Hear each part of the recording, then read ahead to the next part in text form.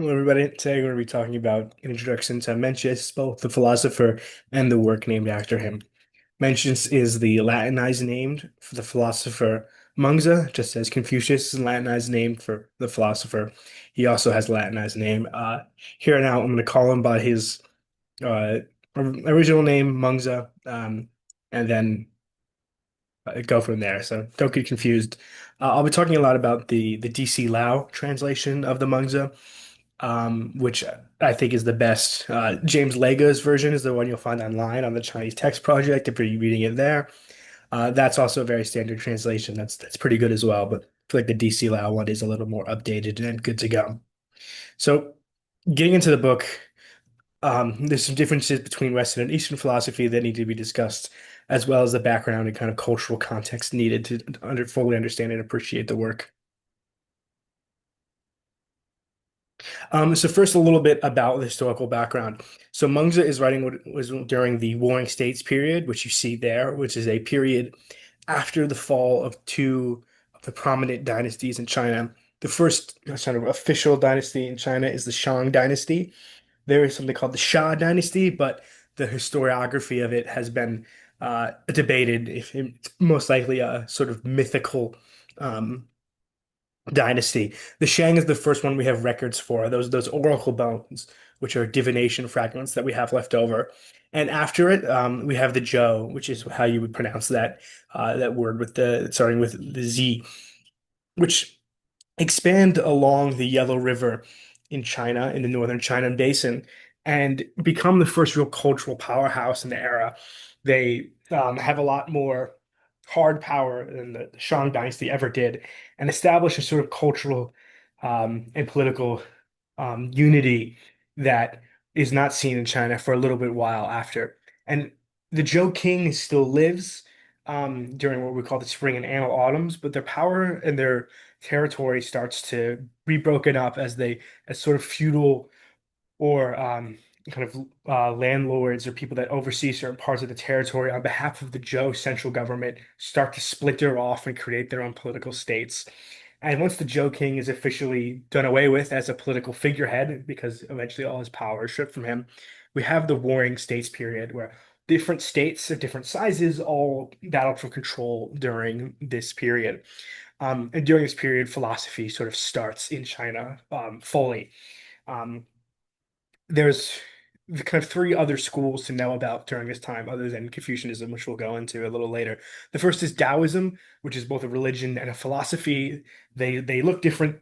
There's obviously the Tao Te Ching and then the Zhuangzi, which are the two kind of foundational philosophical texts.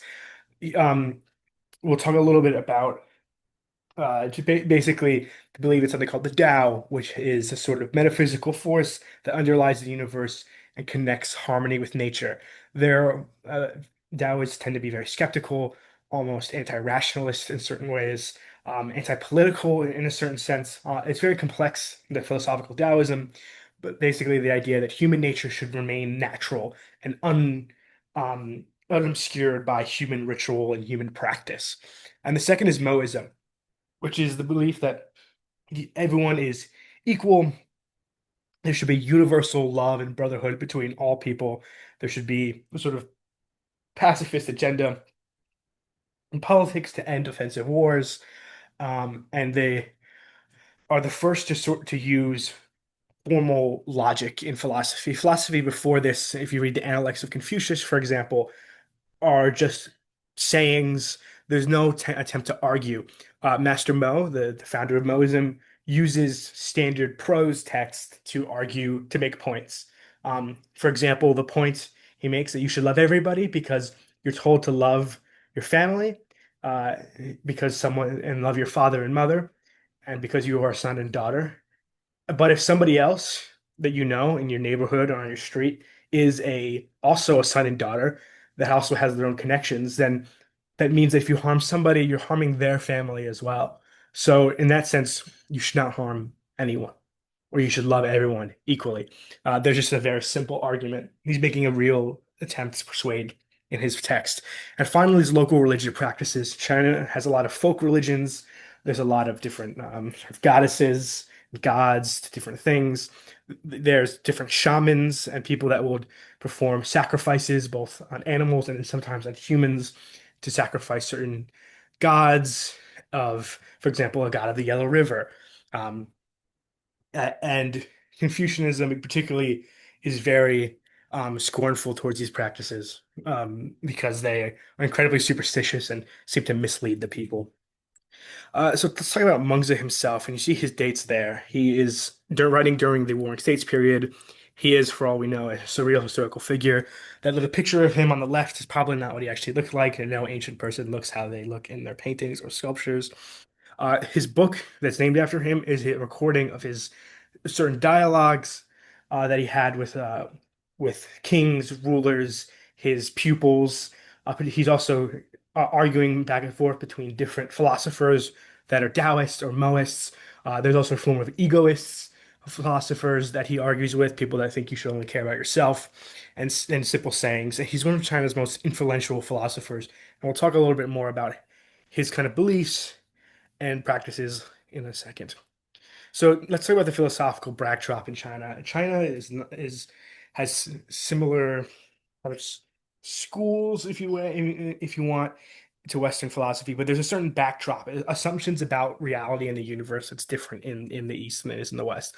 First off, there's no such thing as final causes necessarily in Chinese philosophy. There's a belief in Chinese philosophy that things are kind of never settled. There's a belief in something called qi, which is a sort of metaphysical force, not the same as Tao, that sort of flows through natural things and particularly in humans. And some people have more of it, some people have less. It's either disordered or ordered, depending on how the person is ordered themselves, but that she is always moving between things. So therefore, nothing's ever settled finally. Obviously, famously, yin and yang, these two kind of diametrical dialectic forces that are moving throughout the universe, making that everything is balanced out. Nothing is always settled. Everything is has different elements and sides to it. And these sort of cosmological assumptions about the universe, you might see that comes from the fact that, for example, the Yellow River is incredibly irregular when it floods. And when it floods, it can flood and destroy entire cities when it does so, killing thousands of people. This is not the same as the settled rivers such as Tigris and Euphrates in Mesopotamia or the Nile in Egypt, for example. So certain assumptions that come out of a more Western tradition or the Greek tradition don't have the same sort of irregularity that the Chinese did when making assumptions about the universe. This is just one potential reason why this is. And also, I mentioned this is sort of formal arguments in Chinese philosophy. The Warring States period means that everyone is trying to think about politics. How do we make society ordered and structured so that people stop killing each other all the time? And then we get into Confucianism. So there's a little Confucius there on the right. So the outline of Confucian thought is basically it focuses basically explicitly not that Confucius or Chinese philosophers are not concerned with metaphysics, epistemology, religion, cognition, anything like that. They certainly are, but it focuses much more on ethics, politics, personal behavior and practices, and how the government should act. You can see this from the historical backdrop. It's very important to them. It's a pressing issue. Essentially, Confucian philosophy believes that, simple terms, that there's relations and obligations to society and others. There's very fine, strong relations between people and government. It starts with the relationship between father and son, which is the most sort of sacred. Wife to husband, younger brother to older brother, brother to sister. Uh, Boss to employee. And all these rank up. People are kind of tethered in these relationships where they have certain roles that each must perform, or else the relationship is broken, which is like a very large taboo. The son listens to the father, and the father provides for the son. If either of those two are not doing their role, then society sort of dysfunctions. There's a dysfunction and it needs to be corrected. And that can be seen all the way up to the government. And the ruler or king at this time would be seen as someone who is a father to the people. He has a relationship with the people as a whole, the government as a sort of personified. The people have relations to the king, and the king has relations back to them, all relating to each other. There's also a huge focus on two things that go in hand in hand. And the first is education, which is Confucius believed that education is something that should be offered to all, or at least offer to the most amount of people, particularly men, is something that virtue is not linked to social status, but to action and knowledge. So there's a huge belief in learning, literacy, and education. Also, they believe in transformation, the idea that anybody can become a gentleman, a junsu, or a sage. You'll see this a lot of words used a lot in the DC Loud translation of the Mangsa. Any man, even a poor man off the street, and today maybe we would say also a poor woman off the street, could become the highest ranking official in the land as long as they educate and transform themselves. And how do they do that? Well, it's through ritual. We'll go into so the word, but ritual is not just, a religious ritual or a sacrifice in some sense. Those are rituals, but rituals are everyday things. And for monks in particularly, doing a ritual such as something as simple as saying hello, exchanging the proper greeting, mourning at the right time, um, doing proper funeral arrangements, governing well, little rituals, opening a door for somebody today, we might say, giving someone a proper handshake, expresses an inner virtue, expresses someone's inner life, their inner thoughts, emotions, feelings, sentiments, so that people through ritual start to understand their own personal vitality, their own personal goodness, and that it will become expressed. People that, even if they have no idea what's going on or why they had to do these certain things, that rituals express the inner humanness and love of a person. And that rituals are not just arbitrary rules, but they're expressions of the self. And that's why keeping them consistent and keeping practicing them and learning how to practice them in more formal ways as well as informal ways are very important to monks and Confucian philosophy. And finally, I'll go through a few key terms that you'll see over and over again in the text. This is not all of them, but we'll we'll go through a few of them. First is Li, which means ritual, but it's also a use of measurement. Do you see that doesn't translate it? He'll give you a translation, but he'll keep it. Li, when it's italicized, is a unit of measurement. It's a fairly it's like 400 square yards or something like that. It's not a super huge measurement.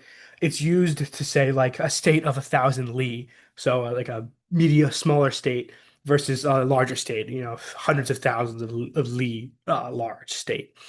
Also, they use certain terms to describe the size of a state for how big a government is. For example, a state of 100,000 chariots is large, while a state of 100 chariots, how much military capacity they have access to, denotes how large the state is. Second is Ren, which DC Loud translates as benevolence. And this is a super important term. Ritual and benevolence are some of the core Confucian concepts. Benevolence is rightness, goodness, correctness. It means a lot of different things, but I think benevolence is a good translation. There's a word that DC Lao translates as empire with a capital E. And that word in Chinese is tiansha, which I'll explain a little bit later when I do tian. The next is the word kingdom, which he might capitalize. It just refers to the kind of, when I look down at the bottom, we see central states. The central states are what the Chinese would refer to their kind of cultural realm. So anywhere that can speak Chinese and has a sort of Chinese culture is the central states or the middle kingdoms, as how they would later refer to themselves. Qi, as you mentioned, is that kind of force, that kind of underlying principle of things, if you will. And then finally, heaven, which in Chinese we would say tian. Tian is heaven with a capital H. It is in Confucian philosophy, heaven is a moral arbiter. It's kind of like a god or the god with capital G, but heaven is sort of inscrutable. But heaven, you can't really know what heaven wants fully. But Tian or heaven is a is a concept that will judge people. Mengzi will speak along the terms of something along the lines of you need to listen to heaven's orders, or heaven will judge them, or he knew the way of heaven, or something like that. It's a sort of moral standing or a sign of the someone being aligned with the kind of cosmos in a way. And then when you put Tian Sha, the word Tian is already in there, heaven, Tian Sha is DC Lao, as I mentioned earlier, will translate as empire with a capital E, which Tian Sha means all under heaven, which is basically every known space that the Chinese scholars knew about during this time. So this extends outside of the influence of the Zhou or Shang dynasties and into the lands where the sort of barbarians, the kind of Mongol tribes to the north, what was now in southern China, these kind of tribes that don't necessarily speak the same language, they would be included in Tian Xia or empire with capital E. So if it's a kingdom or the central states or the middle kingdoms, that's where the Chinese Chinese is speaking, the sort of Chinese cultural zone, the known world, if you will. An empire or Tian Xia is the sort of unknown excesses of the world. In the United States, we consider Tian Xia if the ancient Chinese knew about that location. And when someone rules over empire, or if they are able or trying to rule over Tian Xia, that means they must have great virtue, which is something they have great ren, great benevolence to do so. They need a lot of moral capacity and fiber. Um, Mengzi, if you know, will use botany metaphors a lot. He'll use a lot of different metaphors to express the idea that rulers need to follow ritual, and to follow ritual as a ruler is to be someone of good governance, of good morality, and high virtue and high benevolence. And finally, there's something Mengzi mentions a lot, which he'll quote from the five books, which are the Book of Odes, the Book of Rites, the Book of Documents, the Book of Changes, also known as the I Ching, and the Spring and Annual Autumns. These are all old texts from either the Zhou or earlier, perhaps even to the Shang dynasty or even ancient times, that are texts that are basically talk about Chinese history, songs, rites, all these different things. Um, and they're quoted as a sort of scripture almost. They're if you quote something and it lines up with the Book of Odes, for example, it means it has a certain authority. There's also in these books and in these kind of cultural histories, the Confucians are known for being historians, so they cite a lot of examples from history. Now, this history is not necessarily real history per se. It's a sort of mythological history of the time of the sages. So Yao and Shun are mentioned a lot, for example, and these are sort of mythical kings of the past that Mengzi draws examples and lessons out of. Um, all the ancient philosophers in China like to reference these kind of tales and mythological stories and histories from the past of the old kings and the time during the Zhou and the different hegemons and rulers and dukes. Not all of them are real per se, but they're real to the audience that would perceive it. They're making an argument is making an argument essentially not fully from authority. Um, it's like quoting something about the Trojan War to draw a lesson out of, for example, in the West. Um, it's like they're all and even though it's all the same history, different philosophers pull different examples. For example, it's like a lawyer when they look at a case. A lawyer does not each different lawyer, the defense and the prosecutor, have the same evidence, the same matters of fact, but they pull different lessons and interpretations out of it for the jury to decide. And the jury in this case would be us, the reader. I would caution to read slowly and firmly through the text. Not everyone, there's a lot of names and dukes and titles. I would say you don't have to know all of them. Don't worry about knowing each historical period or person, and to look for the key themes. Pay attention when Mengzi is using kind of formal arguments. Pay attention when he's arguing with other philosophers about what they're saying. They pay a lot of attention to when he uses botany metaphors. He likes to use those a lot to show the kind of natural inner virtue of people and how to express it through ritual. Pay attention when the word ritual is used, and it's used a lot. And I would seriously try to when reading this text and other classical Chinese texts, to not put a sort of Orientalist spin on it, to understand that these are real people making real serious arguments about the political moment in which they are in. These are real scholars, philosophers, and people making real difficult decisions and making complex arguments, just like they would in any sort of Platonic dialogue or Aristotelian treatise or any kind of Roman political discourse. Um, yeah, and to always go boldly. Don't don't let the cultural differences get you down. Thank you for watching, and I hope you enjoy reading the Mengzi. It's a great book and simple to read, but very, very Um, very in-depth book to read. Thank you.